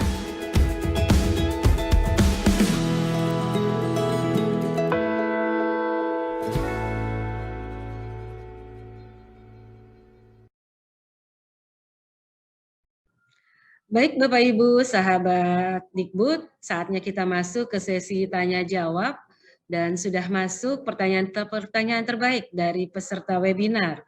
Pertanyaan yang pertama kita tujukan kepada Pak Praptono. Pak Praptono, ada pertanyaan dari Bapak Muhammad Jailani. Pertanyaannya adalah terkait program PGP, bagaimana keberadaan CGP di masa yang akan datang? Selain sebagai kepala sekolah atau pengawas, hal apa yang akan mereka peroleh dibanding dengan guru yang tidak lulus sebagai guru penggerak? Itu Pak pertanyaannya. Baik, terima kasih Pak Muhammad Jailani yang telah memberikan perhatian yang sangat besar terkait dengan guru penggerak. Bapak Ibu, pertama saya ingin sampaikan bahwa Guru Penggerak ini adalah satu program yang dirancang oleh Mas Menteri untuk menghasilkan para pelaku atau para penggerak perubahan. Ya, jadi dari sejak awal kita menyeleksi para guru untuk mengikuti pendidikan calon guru penggerak, kita tidak pernah menjanjikan dengan penghargaan-penghargaan yang bersifat materi, tetapi justru yang kita tumbuh kembangkan dan kita bangunkan pada guru kita adalah semangat untuk berbagi, semangat untuk bisa melakukan perubahan sehingga kita bisa mentransformasi pendidikan nasional kita. Melalui pendidikan calon guru penggerak ini kita bentuk guru-guru kita menjadi guru yang mandiri, artinya punya kesadaran dan tanggung jawab untuk belajar, bisa melaksanakan pembelajaran yang berpihak pada murid, teaching and right level, punya kebiasaan untuk merefleksi diri dengan pembelajaran yang dilakukan sehingga inovasi akan terus berkembang, melakukan gerakan pengembangan sekolah dengan berkolaborasi bersama orang tua, dan tentu yang kelima dengan kematangan mental, moral, spiritual, menjadi guru yang selalu memegang teguh pada kode etik profesi. Nah, ini adalah gambaran guru yang kita wujudkan, sehingga ketika kemudian ada kebijakan untuk menjadikan guru penggerak sebagai kepala sekolah, sebagai pengawas, kemudian kita rekognisi dengan pendidikan profesi guru dan sebagainya, itu adalah dampak-dampak tambahan dan itu bukan menjadi hal utama atau ciri khas dari kita menjalankan program guru penggerak. Nah, jadi orientasi ketulusan, keikhlasan, komitmen dan kesadaran untuk berbagi dan menjadi agen perubahan dari proses transformasi pendidikan ini yang kita tonjolkan. Saya kira itu Mbak Aryani yang dapat saya sampaikan. Terima kasih. Baik, terima kasih kembali Pak Praptono atas jawabannya. Selanjutnya pertanyaan kedua ditujukan kepada Ibu Mustangimah. Ibu, pertanyaan dari Ibu Delina, apakah BPMP dan BGP sudah ada di seluruh provinsi di Indonesia? Itu Ibu. Ya, baik. Untuk BPMP dan BPMP ada di seluruh provinsi. Tapi untuk BGP ada satu provinsi yang tidak dibentuk, yaitu di DKI Jakarta. Alasannya adalah bahwa di DKI Jakarta sudah ada UPT daerah yang fungsinya itu hampir sama, berdekatan dengan fungsi dari Balai Guru Penggerak. Oleh karena itu, Bapak Gubernur DKI Jakarta saat kami memohon rekomendasi dari Gubernur untuk pembentukan UPT ini, menyampaikan kepada kita untuk DKI Jakarta tidak perlu dibentuk UPT baru, akan tetapi nanti kita pelaksanaan pembinaan untuk atau pelatihan guru atau dalam pelaksanaan fungsi BGP itu bekerja sama dengan UPT daerah.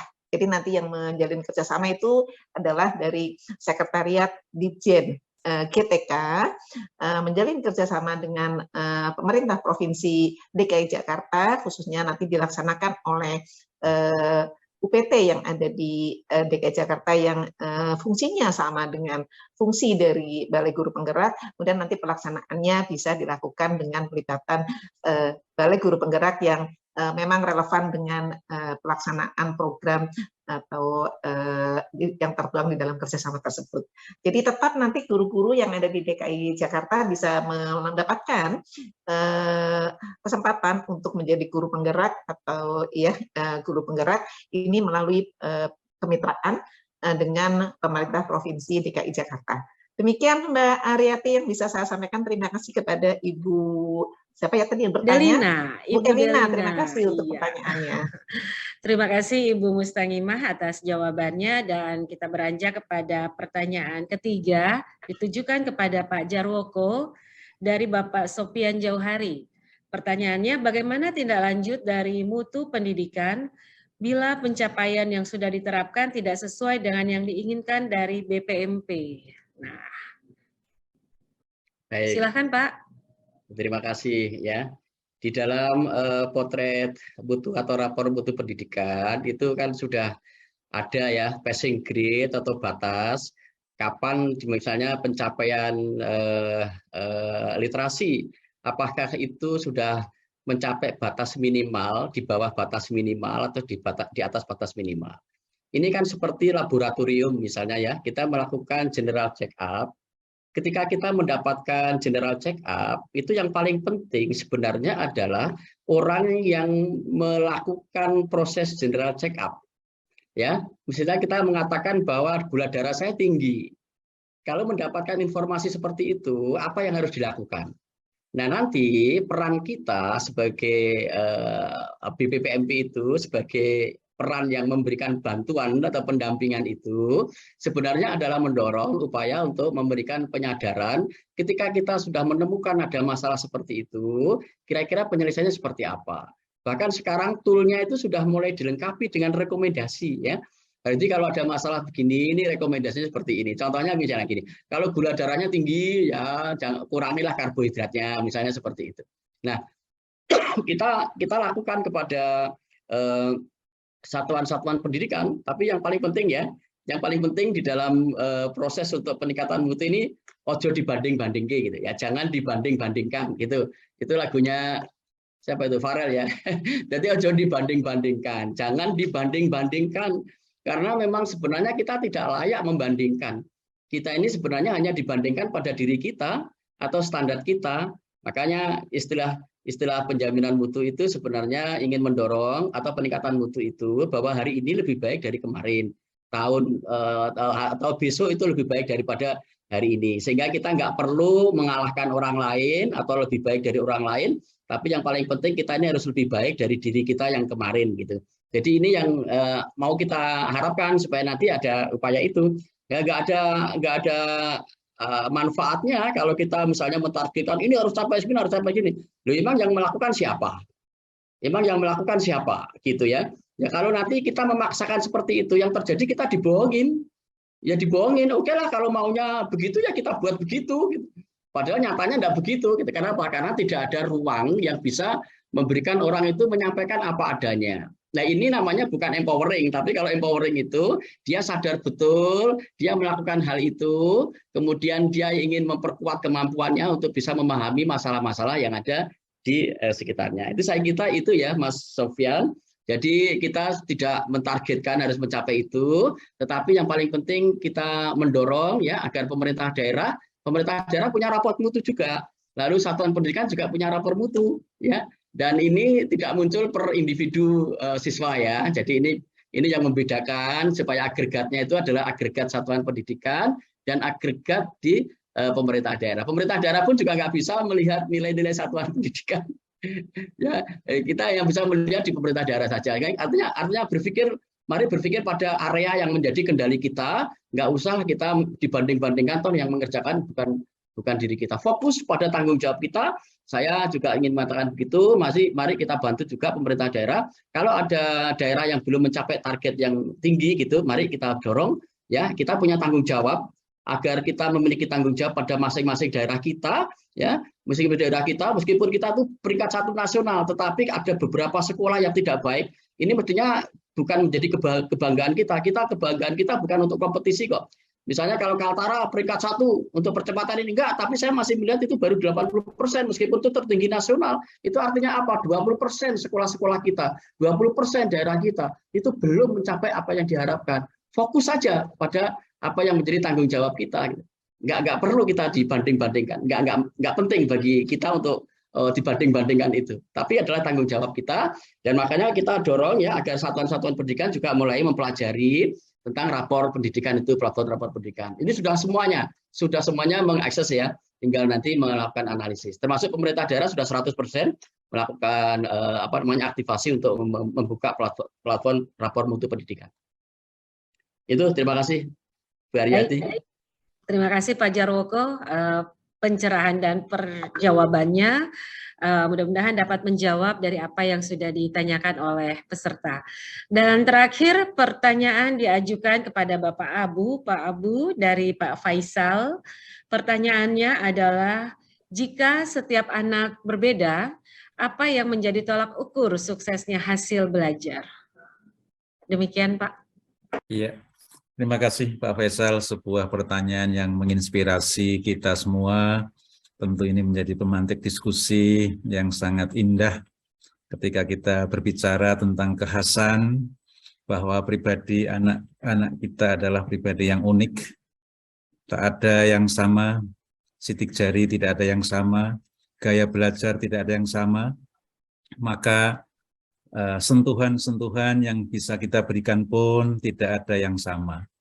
Maka di dalam program pendidikan guru penggerak, program sekolah penggerak, dan juga di implementasi kurikulum merdeka, maka mendesain sebuah pembelajaran yang berdiferensiasi menjadi sebuah pilihan kita. Kita juga ingin bahwa peserta didik kita belajar dengan nyaman, yang sering kita sebut-sebut sebagai peserta didik yang well-being, peserta didik yang sejahtera. Mereka akan belajar sesuai dengan kesanggupannya. Mereka akan belajar sesuai dengan kemampuannya. Anak-anak kita akan belajar sesuai dengan lingkungan di mana mereka tumbuh dan berkembang.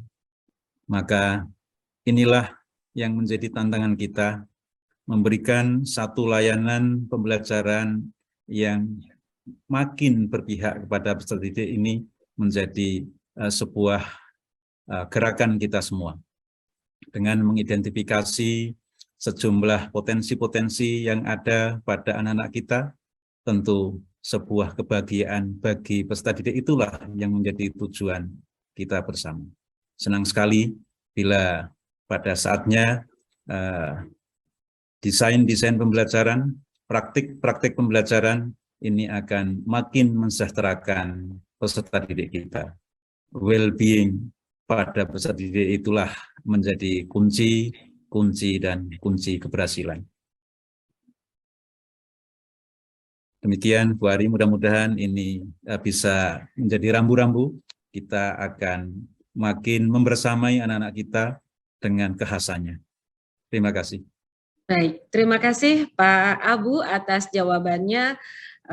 Bapak Ibu, sahabat Dikbud, demikianlah tadi sudah kita dengarkan bersama penjelasan-penjelasan terkait bagaimana meningkatkan kualitas pendidikan. Dan sebelum webinar ini kita akhiri, kita akan dengarkan dulu pernyataan penutup dari keempat narasumber kita. Yang pertama, pernyataan penutup akan disampaikan oleh Kepala Balai Guru Penggerak Jawa Timur, Kepala Besar Balai Guru Penggerak, Bapak Abu Hair. Kepada Bapak Abu, kami persilahkan.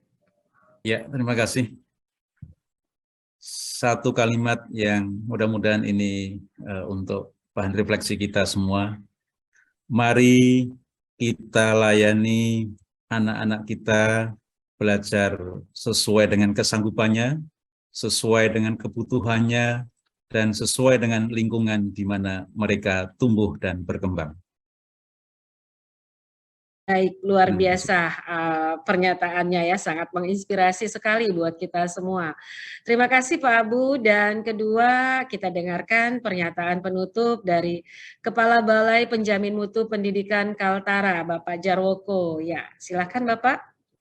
Ya, terima kasih. Saya mempercayai dan meyakini ya bahwa pemerintah daerah punya niat baik untuk membangun daerah supaya SDM-nya itu maju dan berkembang. Dan karena itu yang diperlukan adalah hanya bantuan bersama-sama untuk mereka diperkuatkan, bukan untuk dihakimi. Dan saya yakin ini akan ada pencerahan ke depan untuk lebih fokus memperhatikan pendidikan di daerah. Terima kasih. Baik, terima kasih kembali Pak Jarwoko. Ya, kita tahu semuanya pasti masing-masing daerah memiliki niat yang sama, yaitu meningkatkan kualitas pendidikan di daerahnya masing-masing. Dan selanjutnya kita dengarkan pernyataan penutup dari Ibu Kepala Biro Organisasi dan Tata Laksana kepada Ibu Mustangimah. Mustangimah, kami persilahkan.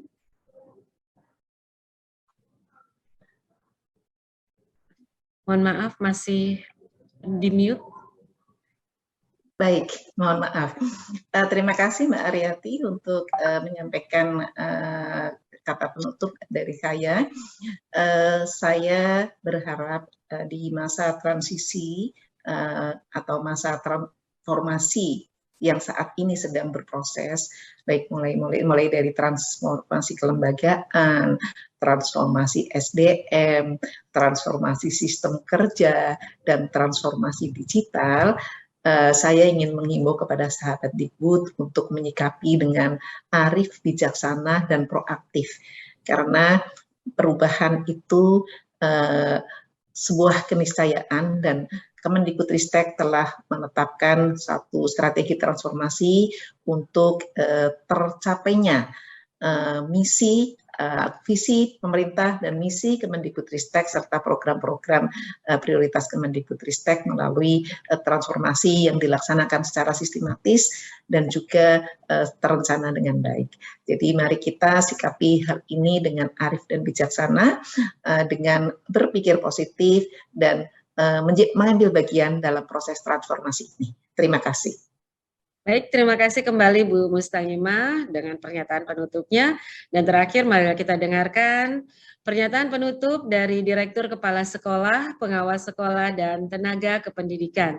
Kepada Pak Praptono kami persilahkan. Baik, terima kasih. Harapan saya bahwa transformasi pendidikan yang kita jalankan dengan implementasi kurikulum merdeka yang menjadi ruh dari perubahan ini, maka saya menghimbau, mengajak kepada semua stakeholder pendidikan, mari kita jalankan peran kita masing-masing secara optimal. Bapak Ibu guru, mengajarlah dengan memperhatikan karakteristik, bakat, kemampuan, dan kekhususan dari anak-anak kita.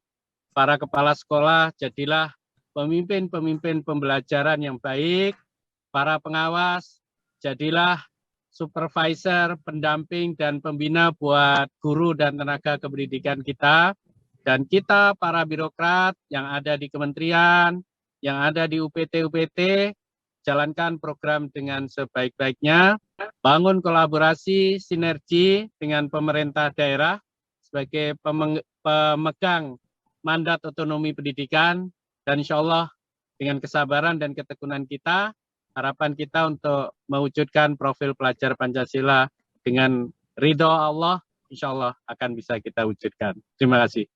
Baik, terima kasih kembali Pak Praptono untuk pernyataan penutupnya.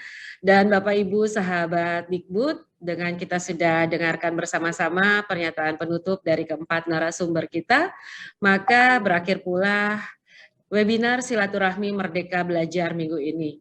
Terima kasih kami sampaikan kepada para narasumber kita, Direktur Kepala Sekolah, Pengawas Sekolah, dan Tenaga Kependidikan, Pak Praptono. Terima kasih Pak.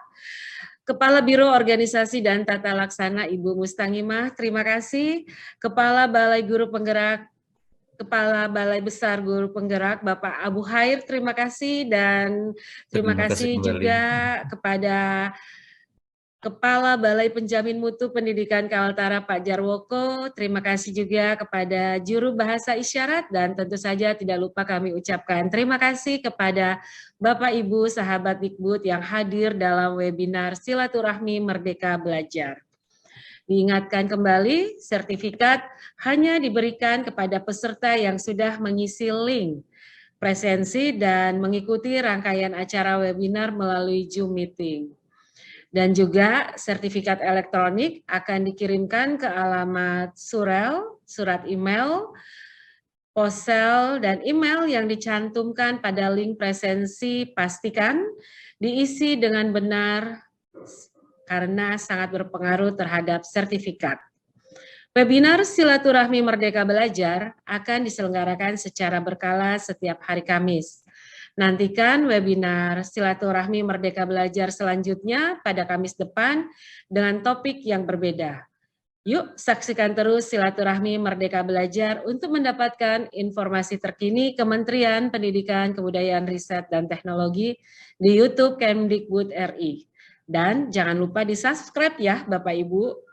Baik Bapak dan Ibu, sahabat Dikbud yang berbahagia, sebagai akhir daripada webinar kita sore hari ini, izinkan saya tutup dengan pantun. Kuatkan sabar, jauhi putus asa, dekatkan diri kepada Tuhan. Terima kasih atas partisipasi luar biasa. Sampai jumpa di lain kesempatan. Salam Merdeka Belajar.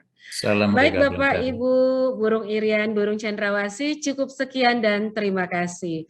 Wabillahi taufik wal hidayah. Wassalamualaikum warahmatullahi wabarakatuh. Waalaikumsalam warahmatullahi wabarakatuh.